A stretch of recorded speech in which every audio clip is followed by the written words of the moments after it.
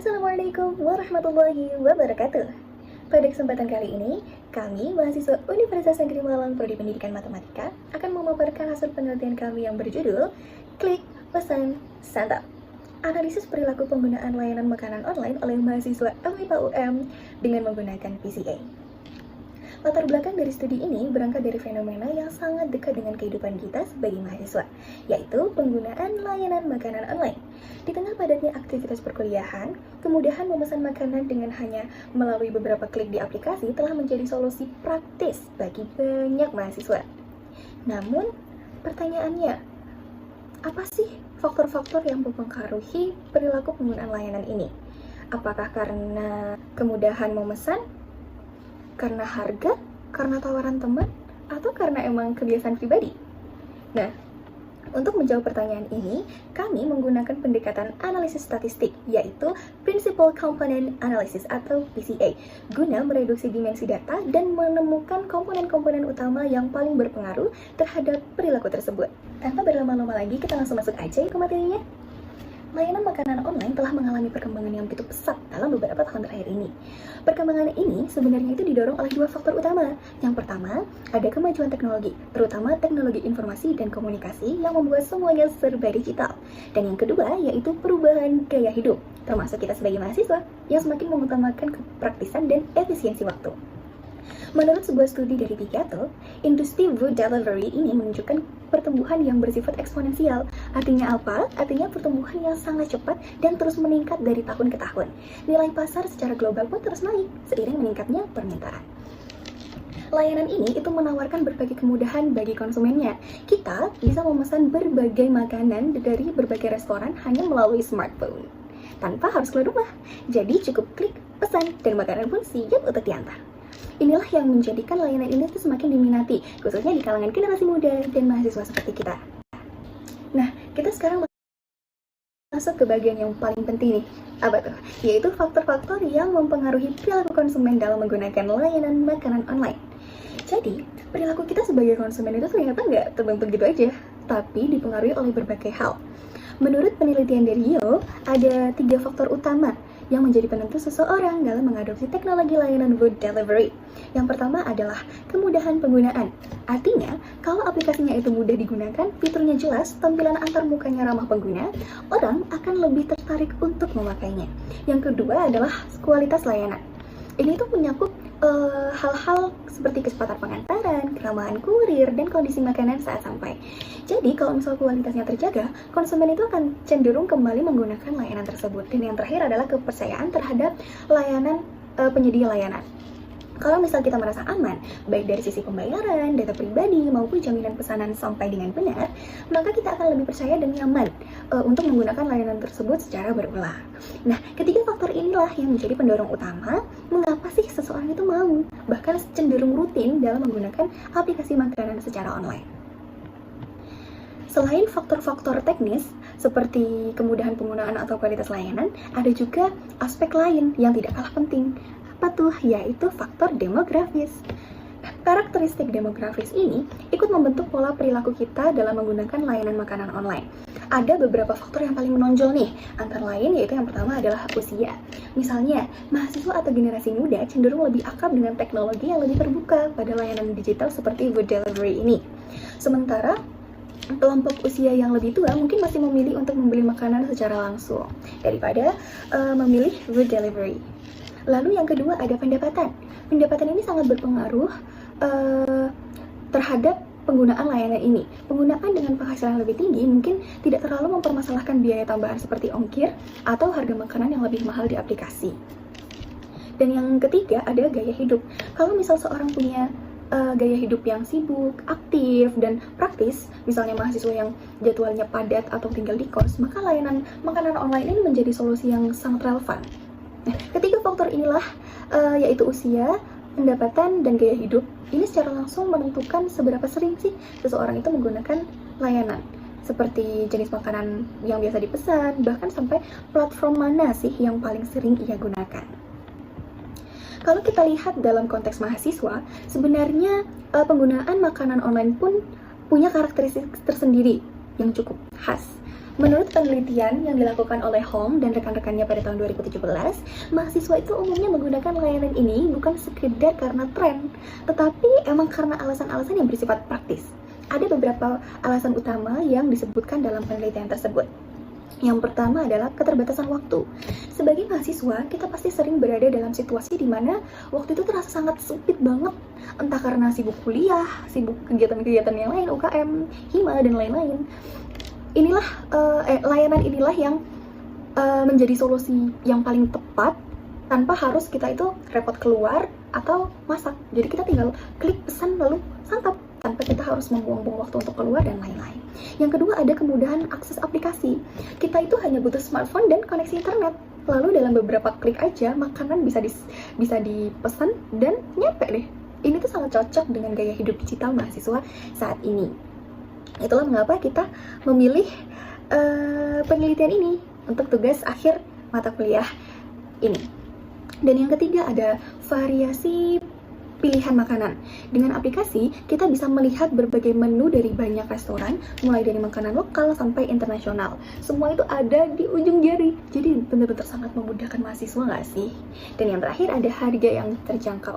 Banyak banget aplikasi yang ngasih promo atau diskon khusus mahasiswa sebagai sehingga harga jadi relatif ramah di kantong. Jadi secara keseluruhan, di tengah padatnya aktivitas akademik, layanan ini tuh benar-benar sangat ngejawab kebutuhan mahasiswa akan solusi yang cepat, mudah, dan juga efisien.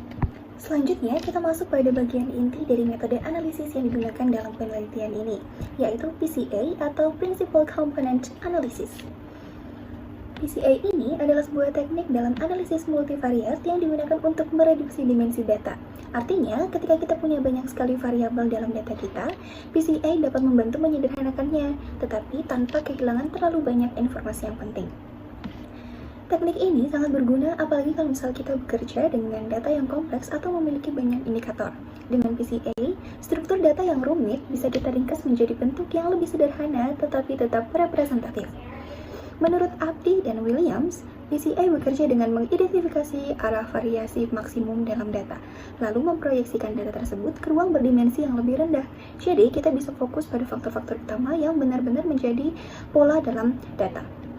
Nah, hasil dari transformasi PCA disebut dengan komponen utama atau principal component. Komponen utama yang pertama adalah yang paling penting. Kenapa? Karena menjelaskan variasi terbesar dalam data. Lalu komponen utama kedua itu menjelaskan variasi terbesar berikutnya, tetapi tidak terlalu berkorelasi dengan komponen yang pertama. Dan proses ini berlanjut ke komponen ketiga, keempat, dan seterusnya. Masing-masing menangkap variasi tambahan dalam data. Dengan menggunakan PCA, kita bisa tahu faktor-faktor apa aja sih yang paling dominan dan mempengaruhi perilaku mahasiswa dalam menggunakan layanan makanan online. Untuk materi yang selanjutnya akan dijelaskan oleh teman saya. Perkenalkan, nama saya Asti Afisa Wardani yang akan melanjutkan presentasi tersebut. Kemudian ada langkah-langkah dalam melakukan PCA atau Principal Component Analysis. Ada beberapa langkah-langkah yang harus digunakan dalam melakukan PCA. Yang pertama, standarisasi data. Untuk memastikan semua variabel memiliki skala yang sama. Contoh, jika satu variabel diukur dalam kilometer dan yang lain dalam meter, maka variabel dengan skala lebih besar akan mendominasi hasil PCA.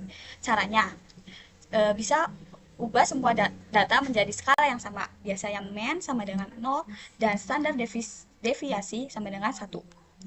Kemudian yang kedua ada perhitungan matriks covariance atau korelasi. Matriks ini menunjukkan hubungan antar variabel. Covariance menunjukkan arah hubungan positif atau negatif. Sedangkan korelasi menunjukkan kekuatan hubungan. Tujuannya untuk memahami bagaimana variabel saling berhubungan satu sama lain. Yang ketiga ada pemilihan komponen utama berdasarkan kriteria tertentu. Komponen utama adalah kombinasi variabel baru yang menjelaskan varians terbesar dalam data. Pemilihan bisa berdasarkan eigenvalue, lebih dari satu, script plot, atau persentase total varians. Kemudian yang keempat ada transformasi data ke dalam ruang komponen. Data asli diubah ke dalam bentuk baru menggunakan komponen utama. Hasilnya, dimensi data berkurang, tapi informasi penting tetap dipertahankan. Digunakan untuk analisis lanjut seperti klasifikasi, clustering, atau visualisasi. Perilaku penggunaan layanan makanan online. Beberapa survei pendahuluan terhadap mahasiswa FMIPA UM ditemukan beberapa variabel penting yang relevan untuk dianalisis, yaitu satu, frekuensi penggunaan, yang kedua, jenis makanan yang dipesan, dan yang ketiga, platform yang digunakan seperti GoFood, GrabFood, ShopFood, dan lain-lainnya, waktu pemesanan, faktor pertimbangan pembelian seperti harga, promo, atau kemudahan, dan yang terakhir, tingkat kepuasan. Variabel-variabel ini menjadi dasar dalam analisis perilaku mahasiswa dalam menggunakan layanan makanan online. Frekuensi penggunaan layanan makan online sangat bervariasi. Ada mahasiswa yang sering memesan secara rutin. Ada juga mungkin yang seminggu hanya sekali, ada yang seminggu 3 kali, itu sangat bervariasi. Dan mungkin juga ada yang tidak terlalu sering ya. Ada juga yang hanya memesan sesekali tergantung kebutuhan. Contohnya, seorang mahasiswa tingkat akhir yang sibuk skripsi, kemungkinan besar dia akan lebih sering pesan makan online dibanding mahasiswa semester akhir. Mungkin karena kebutuhan dia yang tidak memungkinkan untuk sering keluar atau gimana, jadi lebih memilih pesan online, jadi mungkin lebih gampang memudahkan dia. Adapun faktor-faktor yang mempengaruhi perilaku tersebut, ada faktor ekonomi, gaya hidup, dan preferensi personal.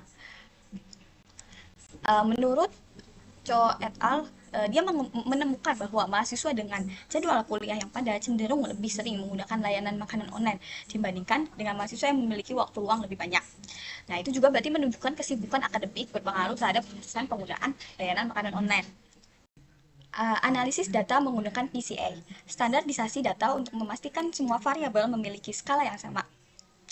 Apa itu standarisasi data? Standarisasi data dilakukan agar semua variabel memiliki skala yang sama. Seperti yang sudah saya katakan di awal, kalau misalkan suatu skalanya dalam kilometer, ya semua dalam kilometer, ataupun bisa diubah dengan cara bisa mengubahnya. Nah, PCA itu sangat penting karena PCA akan bias. Standarisasi data itu sangat penting karena PCA akan bias jika ada variabel yang memiliki nilai jauh lebih besar daripada yang lain. Cache Processing Summary merupakan tabel yang menunjukkan jumlah data valid dan data yang hilang atau missing dalam suatu penelitian. Fungsi utamanya itu menunjukkan apakah data sudah lengkap dan siap dianalisis, membantu peneliti mengidentifikasi apakah data perlu dibersihkan, diperbaiki, atau dihapus. Contohnya, jika dari 100 responden hanya 80 yang mengisi lengkap, maka data 20 ini perlu ditangani secara khusus. Mengapa Cache Processing Summary itu penting? Karena dengan adanya Cache Processing Summary, peneliti dapat memastikan bahwa data yang dianalisis sudah lengkap dan representatif. Menurut Sugiono 2017, hasil penelitian menjadi lebih valid dan dapat dipercaya. Dengan adanya langkah awal krusial sebelum PCA, itu adalah langkah awal krusial sebelum PCA dilakukan.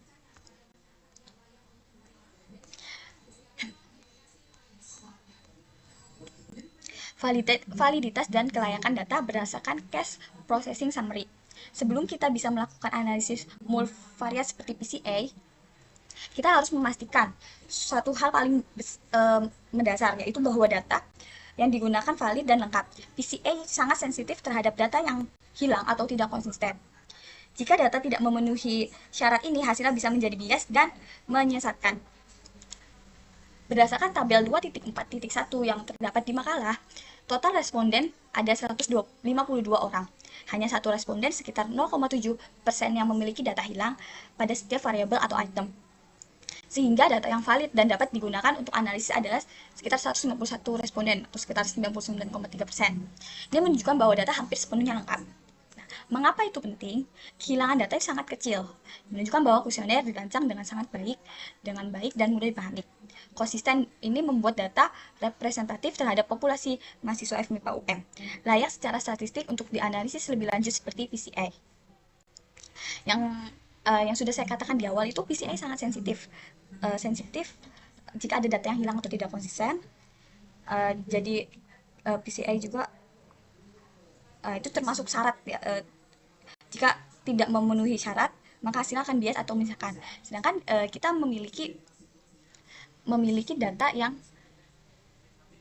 data yang hampir sepenuhnya lengkap atau sepenuhnya valid gitu. Jadi bisa lanjut ke tahap PCA. Terima kasih untuk kesempatannya. Perkenalkan, nama saya Berlian Asradiha Amanja.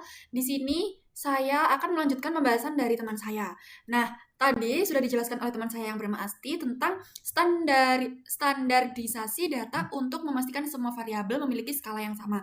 Nah, itu tuh termasuk analisis data menggunakan PCA ya. Nah, yang kedua itu caranya dengan perhitungan matriks covariance atau korelasi. Nah, pasti teman-teman itu masih bingung ya, apa itu matriks covariance atau korelasi?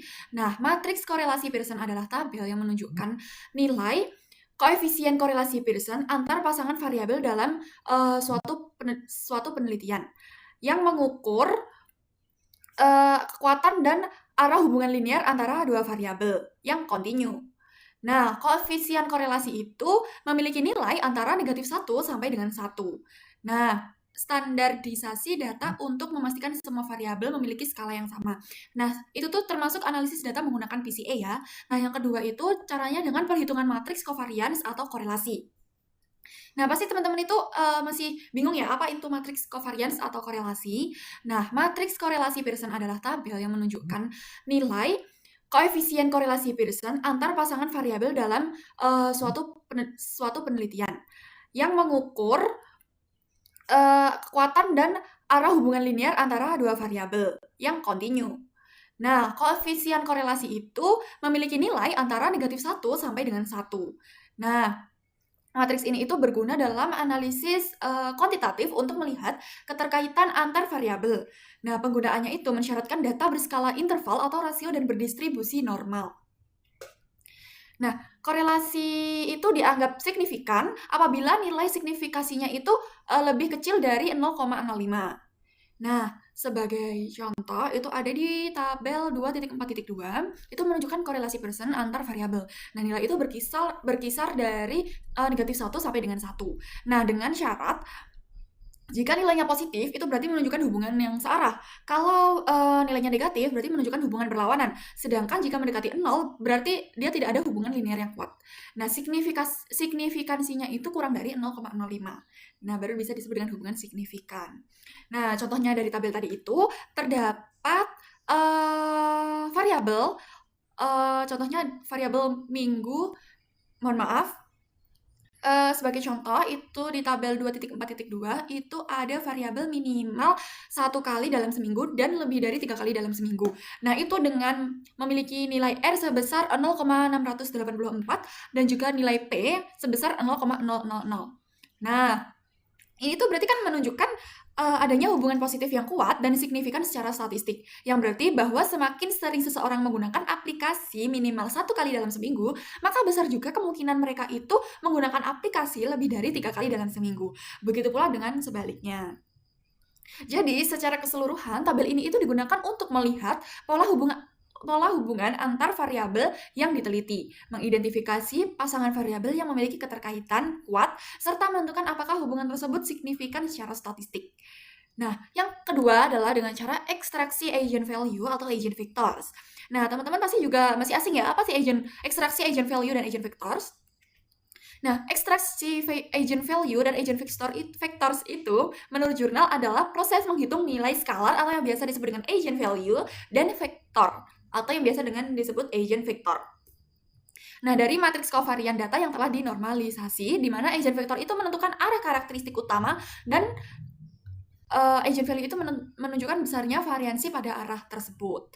Nah, proses-prosesnya atau langkah-langkahnya dari ekstraksi ini itu yang pertama ada transformasi citra, yang kedua ada perhitungan rata-rata vektor, yang ketiga ada bentuk matriks nol, yang keempat ada hitung matriks kovarian, dan yang terakhir melakukan dekomposisi matriks dengan mendapatkan eigenvalue dan eigenvectorsnya.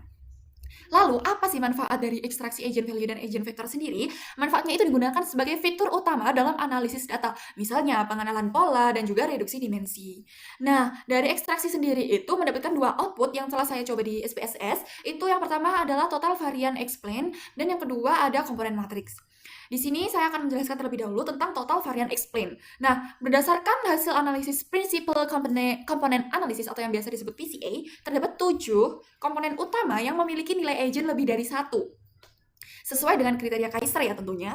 Nah, ketujuh komponen ini itu secara kumulatif mampu menjelaskan 63,342% dari total varian data. Nah, komponen pertama pertama itu memberikan kontribusi terbesar, yaitu 20,561%, diikuti oleh komponen-komponen berikutnya dengan kontribusi yang menurun. Nah, setelah dilakukan rotasi, kontribusi variansi menjadi lebih merata. Nah, dengan komponen pertama itu menyumbang 40,650%. Nah, secara keseluruhan, 7 komponen utama ini dianggap cukup untuk mempresentasikan informasi dalam data asli. Nah, serta mampu mereduksi dimensi data secara efektif. Nah, yang kedua itu ada outputnya yaitu komponen matriks. Nah, berdasarkan hasil komponen matriks dari analisis Principal Component Analysis, atau yang biasa disebut dengan PCA. Nah, itu diperoleh 2 komponen utama yang berhasil diekstraksi. Nah, komponen yang pertama itu memiliki loading faktor tinggi pada item. Seperti contohnya ada variabel lebih efektif dari memasak. Yang kedua, variabel tergoda promo. Yang ketiga, variabel solusi mahasiswa. Yang keempat, variabel gunakan lebih dari satu aplikasi. Nah, berarti ini itu menggambarkan preferensi atau efisiensi penggunaan layanan tertentu berdasarkan kemudahan, promosi, dan efektivitas. Nah, komponen ini itu bisa diinterpretasikan sebagai kemanfaatan dan efisiensi layanan. Nah, sementara itu komponen kedua itu menonjol pada variabel yang pertama saat cuaca buruk, yang kedua variabel pengeluaran meningkat, dan yang ketiga variabel bantu saat sibuk. Nah, ini tuh berarti menunjukkan adanya pengaruh faktor situasional terhadap penggunaan layanan. Nah, dengan demikian berarti kan kedua komponen itu kan merepresentasikan 2 dimensi utama dalam perilaku penggunaan layanan, yaitu kemanfaatan internal dan pengaruh eksternal. Nah, cara yang selanjutnya itu dengan pemilihan komponen utama berdasarkan kriteria tertentu.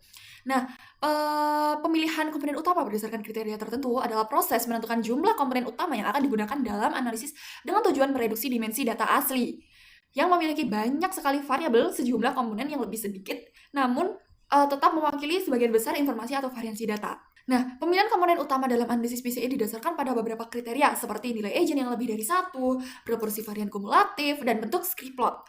Nah, di sini saya menggunakan script plot. Nah, berdasarkan hasil analisis, diketahui bahwa terdapat 7 komponen utama yang memenuhi kriteria tersebut. Nah, nilai agent dari ketujuh komponen ini cukup besar dan mampu menjelaskan sebagian besar variansi data. Nah, dari grafik atau script plot ini menunjukkan nilai agent value dari masing-masing komponen utama dari hasil PCA. Nah, dari grafik tersebut itu terlihat bahwa terdapat penurunan tajam nilai agent pada komponen pertama hingga ketiga. Nah, kemudian grafik mulai melandai setelah komponen ketujuh.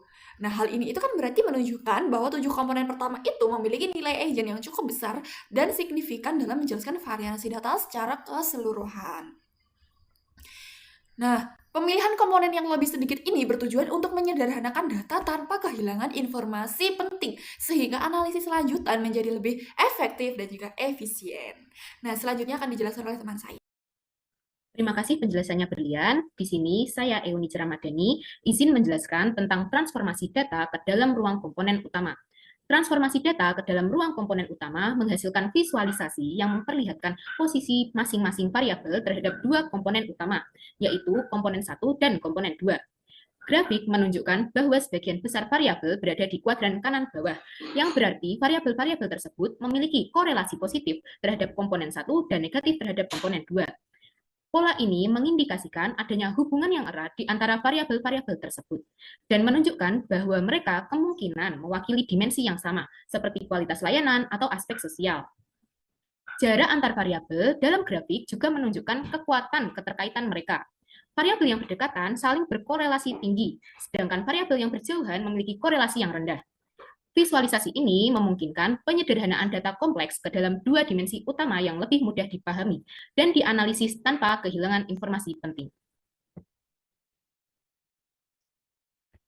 Hasil analisisnya yang pertama, uji kelayakan data. Hasil uji kelayakan data menunjukkan bahwa nilai Kaiser-Meyer-Alkin atau KMO sebesar 0,921, yang berarti data memiliki tingkat kecukupan sampel yang sangat tinggi dan sangat layak untuk dianalisis menggunakan analisis faktor.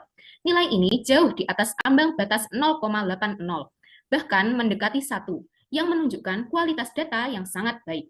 Selain itu, hasil Bartlett Test of Sphericity menunjukkan nilai approx chi-square sebesar 1370,423 dengan signifikansi kurang dari 0,001, yang berarti terdapat cukup korelasi antar variabel dalam dataset. Kedua hasil uji ini mengonfirmasi bahwa data memenuhi syarat untuk dilakukan analisis faktor, baik dari sisi jumlah sampel maupun kekuatan hubungan antar variabel.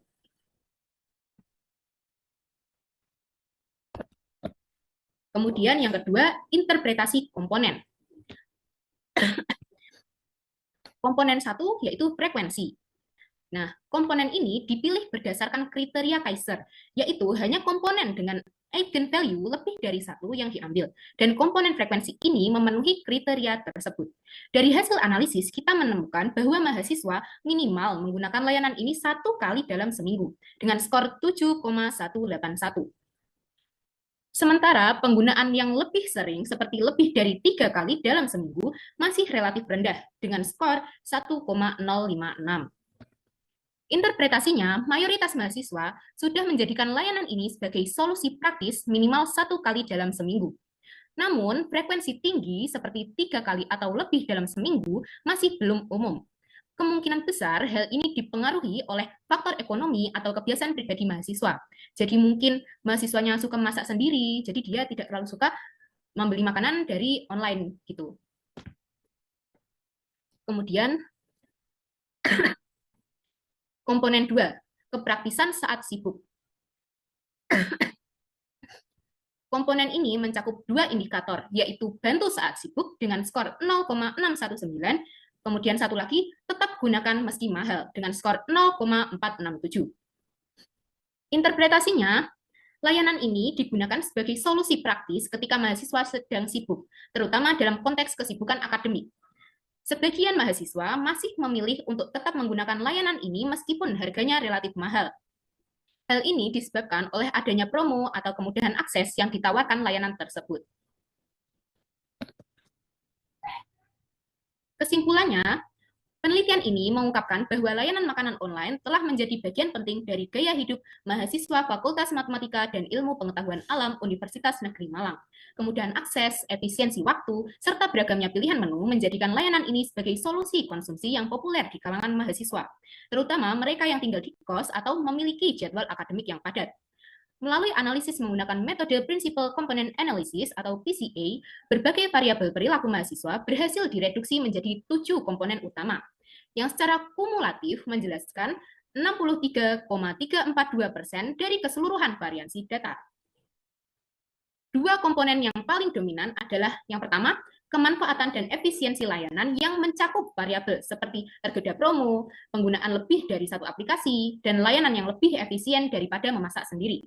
Kemudian yang kedua, pengaruh situasional seperti kondisi cuaca buruk, kesibukan kuliah, dan dampak pengeluaran. Hasil analisis juga menunjukkan bahwa yang pertama, tingkat kelengkapan data sangat tinggi, yaitu 99,3% data valid, yang memperkuat keandalan hasil. Yang kedua, uji kelayakan data dengan KMO 0,921 dan Bartlett Test P kurang dari 0,001 mengonfirmasi bahwa data sangat sesuai untuk dilakukan analisis faktor. Sekian, terima kasih.